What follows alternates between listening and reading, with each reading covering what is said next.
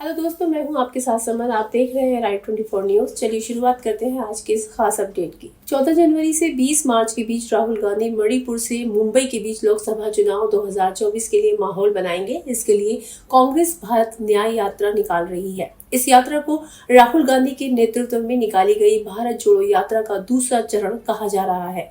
6200 kilometre की यात्रा में कांग्रेस नेता 14 राज्यों के 85 जिलों से गुजरेंगे। 14 राज्यों में से 10 में अभी बीजेपी की सरकार है, यानी राहुल सीधे तौर से नरेंद्र मोदी को चुनौती देंगे। अभी कांग्रेस की सरकार देश के सिर्फ 3 राज्यों कर्नाटक, तेलंगाना और हिमाचल प्रदेश में है। कयास ये भी लगाए जा रहे हैं कि इस यात्रा के बाद कांग्रेस के सहयोगी पार्टियों के साथ तालमेल और ज्यादा बेहतर हो सकता है। राहुल गांधी की भारत न्याय यात्रा मणिपुर से शुरू होगी।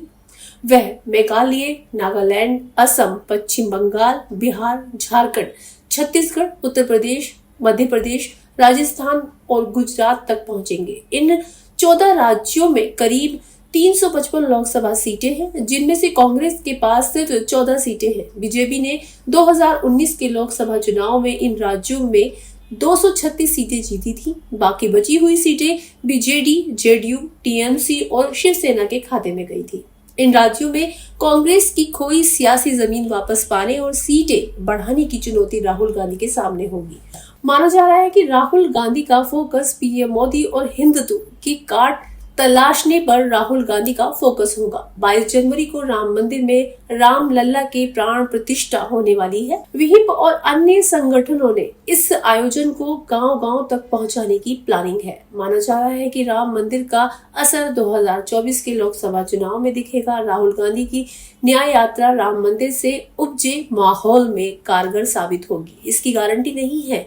राहुल गांधी ने पिछले साल कन्याकुमारी से भारत जोड़ो यात्रा शुरू की थी। 7 दिसंबर 2022 को दक्षिण भारत के कन्याकुमारी से शुरू हुई ये यात्रा 30 जनवरी को श्रीनगर पहुंचकर संपन्न हुई थी। 130 दिन लंबी इस यात्रा के दौरान राहुल गांधी ने 12 राज्य और 2 केंद्र शासित प्रदेश कवर किए थे। इस यात्रा से राहुल गांधी की लोकप्रियता का ग्राफ चढ़ा ही। कर्नाटक और तेलंगाना जैसे राज्यों में कांग्रेस सत्ता पाने में भी सफल रही, तो इसके लिए भारत जोड़ो यात्रा को ही श्रेय दिया गया। लगातार अपडेट रहने के लिए बने रहिए राइट 24 न्यूज के साथ। शुक्रिया।